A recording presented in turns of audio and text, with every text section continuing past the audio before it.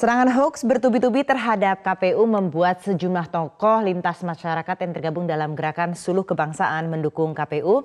Bagaimana sebenarnya kinerja KPU sekarang hingga banyak diserang upaya delegitimasi oleh oknum politisi sehingga perlu didukung? Kita akan berdiskusi dengan salah satu pendukung gerakan Suluh Kebangsaan dan pendiri Rumah Perubahan, Profesor Renald Kasali. Prof, terima kasih sudah bergabung bersama kami di Prime Time News.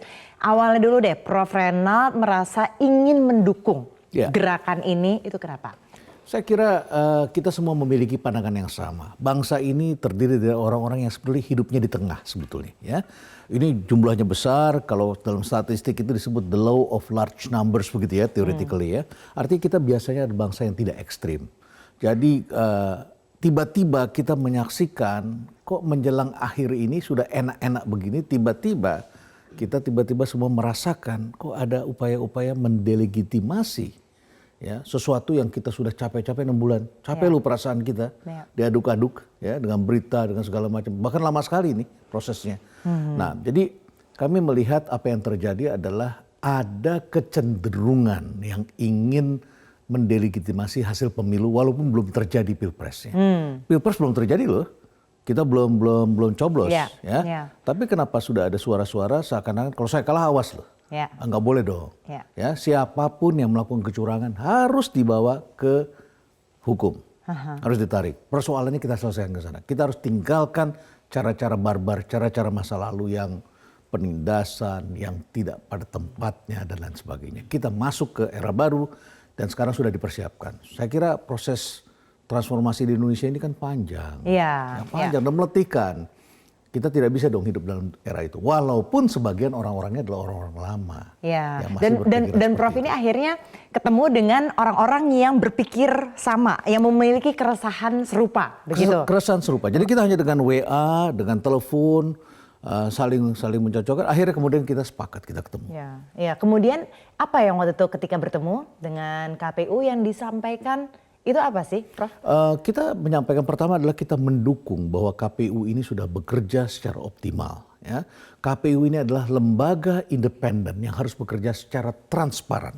Harus transparan, ya, harus terlihat. Ya. Dan percaya kalau KPU memang transparan. Harus kita harus mempercayai itu.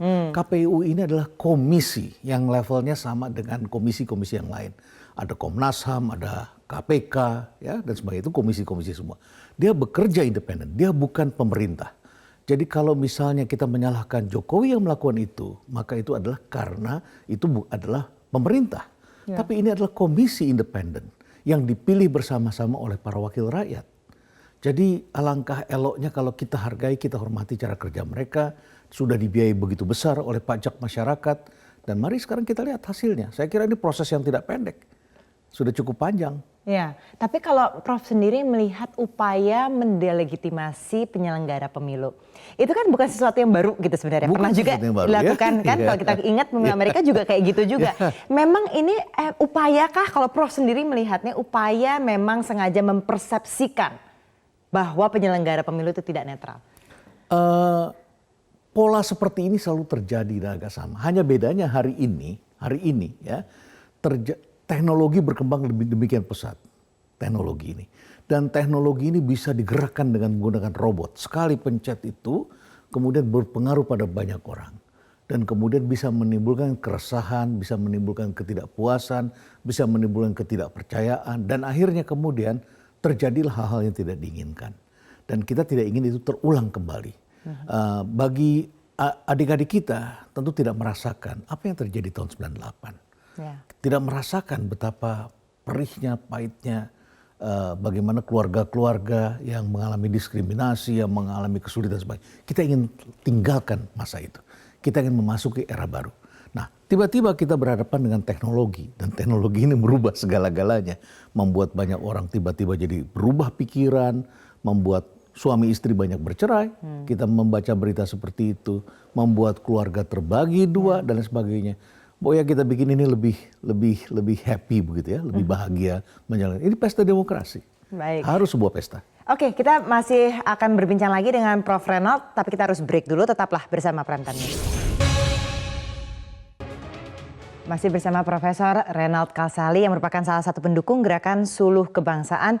Nah, sebenarnya kalau Prof sendiri melihatnya memang udah parah banget nggak sih Prof? Persepsi yang dibentuk ini, upaya untuk mendelegitimasi KPU sehingga memang harus ada nih dukungan ini. Saya kira bukan di situ persoalannya. KPU itu sudah bertransformasi, sudah bergerak, sudah didukung dengan biaya yang besar, teknologi juga mereka sudah punya orang-orang yang baik, dipilih dari yang terbaik dari yang ada. Yang jadi masalah adalah selalu dalam Pilpres ini apapun juga akan ada yang menang dan akan ada yang kalah. Dan kita sudah ikrar siap menang dan siap menerima kekalahan. Tapi selalu akan jadi persoalan ketika tidak ada yang siap menerima kekalahan. Belum kalah tapi sudah bersuara berisik ya. Seakan-akan kalah, dan kalau kalah pasti saya dicurangi. Perasaan-perasaan seperti itu bagi seorang pendidik seperti kami itu bukanlah sesuatu yang pantas untuk kita teruskan kepada anak-anak kita, kepada next generation, kepada generasi muda dan lain sebagainya. Kita harus putus itu. Ini adalah mental the loser, ya, sudah merasa kalah sebelum bertarung. Pertarungan yang sebenarnya masih akan terjadi tanggal 17 nanti. Maka kita lebih baik mempersiapkan ke sana daripada saling mengancam. Dan kalau kalah, masih ada mekanismenya. Mekanisme hukum, bawa ke sana. Siapa yang curang? Siapapun juga itu berada di kubu manapun, dia harus berani menarik. Bahkan sebelum ditarik oleh lawannya, harus berani menarik orang yang melakukan kecurangan di dalam grup itu sendiri.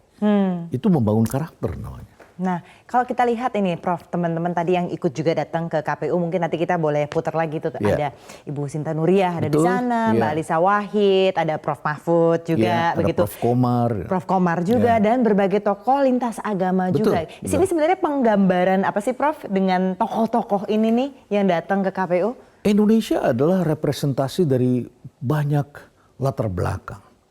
Ya, presiden saja memilih menteri itu memikirkan harus ada orang dari ujung Sumatera bagian utara sampai ke arah Papua di timur sana, dari utara sampai selatan. Dan apa yang dilakukan oleh Prof Mahfud tanpa kami sadari ternyata representasinya cukup baik. Di situ ada tokoh umat Buddha, Hindu, ya, ada tokoh NU, ada Muhammadiyah di situ, ada pendidik, dan ada macam-macam orang di sana. Ya, jadi saya kira itu representasi sesuatu yang mewakili kita itu Indonesia ini seperti ini. Dan peduli begitu loh dengan adanya penyelenggaraan pemilu ini begitu. Ya. Dan ada beberapa orang yang saya tidak pernah ketemu sebelumnya, tapi tiba-tiba kita merasa, kamu di sini, iya, kita sama ya. Pantas selama ini kita berkomentar selalu yang sama. Kita menyesali kalau terjadi hal-hal yang melukai bangsa ini.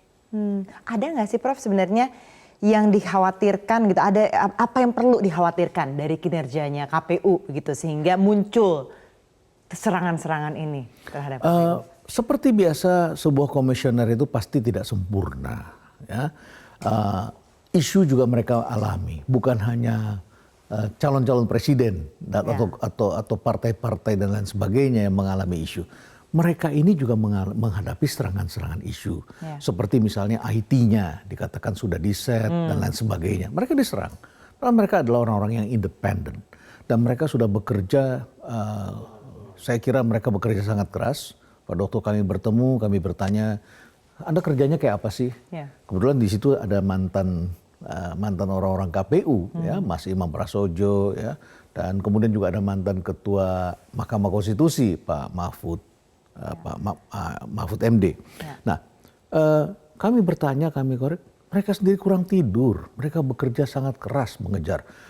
Ketika mereka menjalankan, tiba-tiba kemudian ada yang membawa kasus ke Mahkamah Konstitusi.